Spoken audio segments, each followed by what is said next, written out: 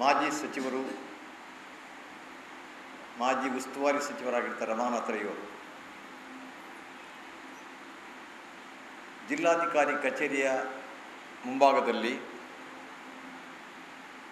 Note ಅಮಾನ್ಯೀಕರಣ ಪ್ರತಿಭಟನೆಯ ಸಂದರ್ಭದಲ್ಲಿ ನಮ್ಮ ಸಂಸದರಾದಂಥ ನಳಿನ್ ಕುಮಾರ್ ಕಟೀಲ್ರಿಗೆ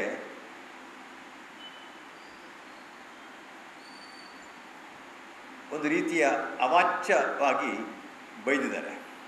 ಅದು ನಳಿನ್ ಕುಮಾರ್ ಕಟೀಲ್ ಸತ್ತ ಹಾಗೆ ಅವರ ಶವ ಸಂಸ್ಕಾರ ಮಾತ್ರ ಈಗ ಬಾಕಿ ಇದೆ ಅಂತ ಒಂದು ಹೇಳಿಕೆ ನೀಡಿದ್ದಾರೆ. ಒಬ್ಬ 30 ವರ್ಷಗಳ ಕಾಲ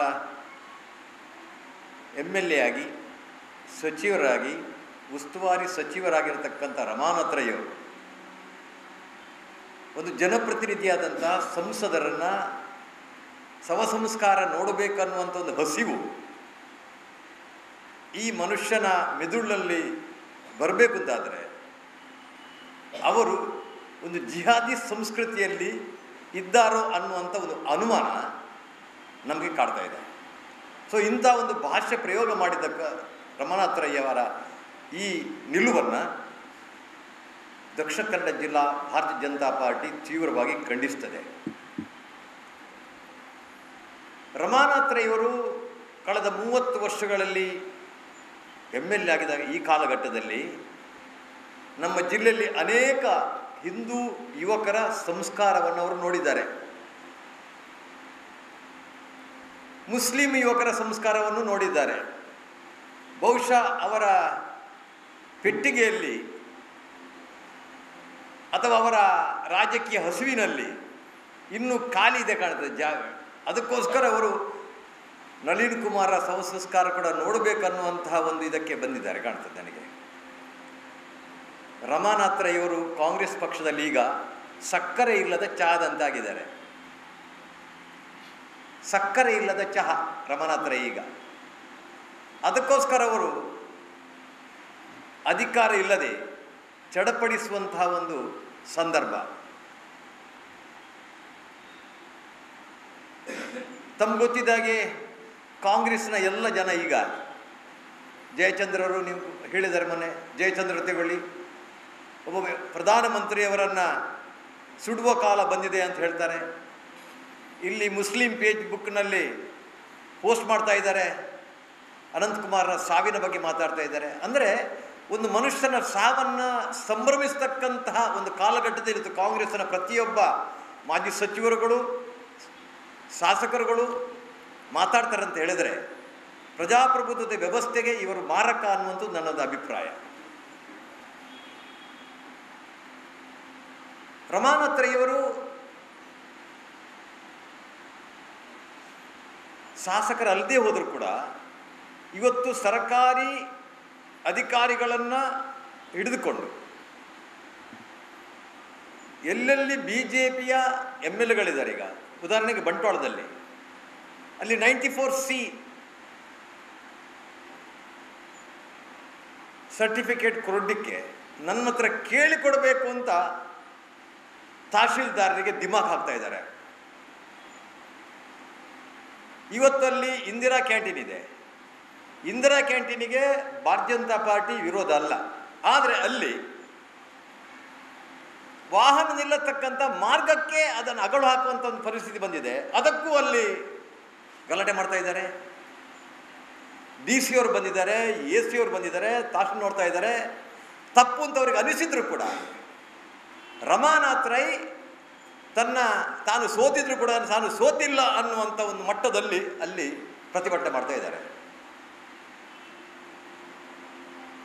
ಇವರ ಇಂಥ ಜಿಹಾದಿ ಮನಸ್ಸನ್ನು ನೋಡಿದಂಥ ಬಂಟ್ವಾಳದ ಜನತೆ ಇವರನ್ನು ವಿಧಾನಸೌಧಕ್ಕೆ 30 ವರ್ಷ ಕಳಿಸಿದ್ದು ತಪ್ಪು ಅಂತ ಗೊತ್ತಾಗಿ ಈಗ ಇವರನ್ನು ಮನೆಗೆ ಅಟ್ಟಿದ್ದಾರೆ. ಬಹುಶಃ ಅವರಿಗೆ ಮನೆಗೆ ಕಳಿಸಿದ ಇನ್ನೂ ಇಲ್ಲ, ತಲೆಯಲ್ಲಿಲ್ಲ, ಅವರಲ್ಲಿ ಇನ್ನೂ ಇದೆ. ನಾನು ಈಗಲೂ ನಾನೇ MLA, ನಾನೇ ಮಂತ್ರಿ ಅನ್ನುವ ರೀತಿಯಲ್ಲಿ ವರ್ತಿಸ್ತಿರುವಂಥದ್ದು ಇದು ರಮಾನಾಥ ರೈ ಅವರ ರಾಜಕೀಯದ ಕೊನೆಯ ಕಾಲಘಟ್ಟ ಅಂತ ನನ್ನ ಅಭಿಪ್ರಾಯ.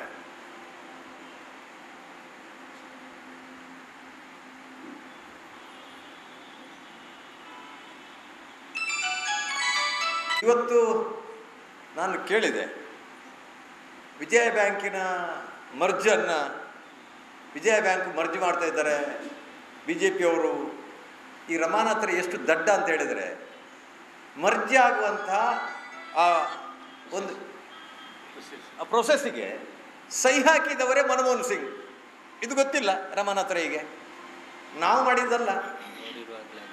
ಮನಮೋಹನ್ ಸಿಂಗರೇ ಅದಕ್ಕೆ ಆ ಪ್ರೊಸೆಸ್ಸಿಗೆ ಸಿಗ್ನೇಚರ್ ಹಾಕಿ ಸಹಿ ಮಾಡಿದ್ದಾರೆ. ಇವರು ದೇನಾ ಬ್ಯಾಂಕ್ದೊಟ್ಟಿಗೆ ಮರ್ಜ್ ಆಗೋದಲ್ಲ, ಅದು ಬರೋಡಾ ಬ್ಯಾಂಕ್ನಲ್ಲಿ ಮರ್ಜ್ ಆಗೋದು. ವಿಜಯ ಬ್ಯಾಂಕಿಗಿಂತಲೂ ದೊಡ್ಡ ಬ್ಯಾಂಕ್ ಬರೋಡಾ ಬ್ಯಾಂಕ್.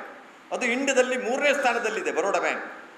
ಬರೋಡಾ ಬ್ಯಾಂಕಿನ ಜೊತೆ ಮರ್ಜ್ ಆಗುವಂಥದ್ದು. ಇದಕ್ಕೆ ಸಹಿ ಮಾಡಿದವರೇ ಮನಮೋಹನ್ ಸಿಂಗ್, ನರೇಂದ್ರ ಮೋದಿಯವರಲ್ಲ, ಜೇಟ್ಲಿ ಅಲ್ಲ. ರಮಾನಾಥರಿಗೆ ಗೊತ್ತಿಲ್ಲದೆ ಮೊದಲು ಹೋಗಿ ಮನಮೋಹನ್ ಸಿಂಗ್ ಜೊತೆ ಕೇಳಿ, ಯಾಕೆ ಸಹಿ ಮಾಡಿದ್ದು ನೀವು? ನಮ್ಮ ಹತ್ರ ಏನು ಕೇಳೋದು? ಅದು ಬಿ ಜೆ ಪಿಯವ್ರ ಹತ್ರ. ಮೊದಲು ನಿಮಗೆ ಸಾಧ್ಯ ಇದ್ದರೆ, ಹೇಗೆ ತಹಶೀಲ್ದಾರಲ್ಲಿ ಹೋಗಿ ಟೇಬಲ್ ಹೊಡಿತೀರೋ ಹಾಗೆ ಹೋಗಿ ಒಮ್ಮೆ ಅಲ್ಲಿ ಮನಮೋಹನ್ ಸಿಂಗ್ನ ಟೇಬಲ್ ಹೊಡೀರಿ, ನೀವು ಯಾಕೆ ಮಾಡಿದ್ದು ಅಂತ. ನಿಮಗೆ ಏನು ಗೊತ್ತಿಲ್ಲದವರು ಯಾಕೆ ನೀವು ಇಲ್ಲಿ ಮಾತಾಡ್ತಿದ್ದೀರಿ? ಸೊ ಇಂಥ ಒಂದು ಪರಿಸ್ಥಿತಿಯಲ್ಲಿ ಇದೆ. ನಾನು ಈಗಲೇ ಹೇಳ್ತಾ ಇದ್ದೇನೆ, ಇನ್ನೇನಾದರೂ ಈ ರೀತಿ ನಳಿನ್ ಕುಮಾರ್ ವಿರುದ್ಧ ಅನಾವಶ್ಯಕವಾಗಿ ಮಾತಾಡಿದರೆ ಖಂಡಿತ ನೀವು ಹೋದಲ್ಲಿ ಬಂದಲ್ಲಿ ನಾವು ಪ್ರತಿಭಟಿಸ್ತೇವೆ ನಿಮಗೆ.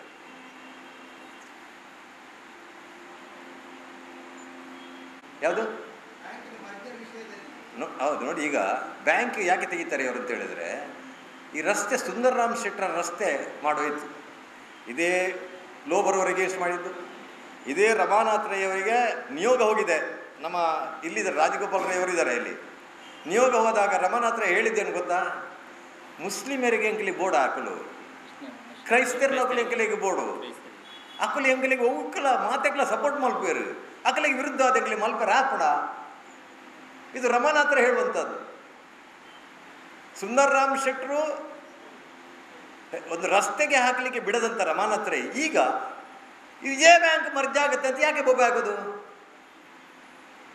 ಆಗ ಎಲ್ಲಿ ಹೋಗಿತ್ತು ಇವರ ವಿಜಯ ಬ್ಯಾಂಕಿನ ಕಾಳಜಿ? ಇದು ಆ ಪ್ಯಾಚ್ ಮಾಡಲಿಕ್ಕೆ ಈಗ ನೋಡೋದು, ಅದು ದೊಡ್ಡ ಹೊಂಡ ಬಿದ್ದಿದಲ್ಲ, ಅದಕ್ಕೆ ಈಗ ಏನಾದರೂ ವಿಷಯಾಂತರ ಮಾಡಲಿಕ್ಕೋಸ್ಕರ ಇದನ್ನು ಹೇಳ್ತಾ ಇರುತ್ತೆ. ಆ ಮಾಡಿದ ತಪ್ಪು ಜನ ಮುಚ್ಚಿ ಹೋಗಲಿ ಅನ್ನುವ ಒಂದೇ ಕಾರಣಕ್ಕೆ ಈಗ ಅದೇ ಇರ್ತದೆ. ಇಲ್ಲದ್ರೆ ಪ್ರಶ್ನೆ ಇಲ್ಲ. ಅವರು ಲೋಬರ್ ಸೇಮ್ ಅವರು ಲೋಬರ್ ಅವರಷ್ಟೇ ತಂದದ್ದು ಕೋರ್ಟಿಗೆ ಹೋಗಿ. ಹೌದು,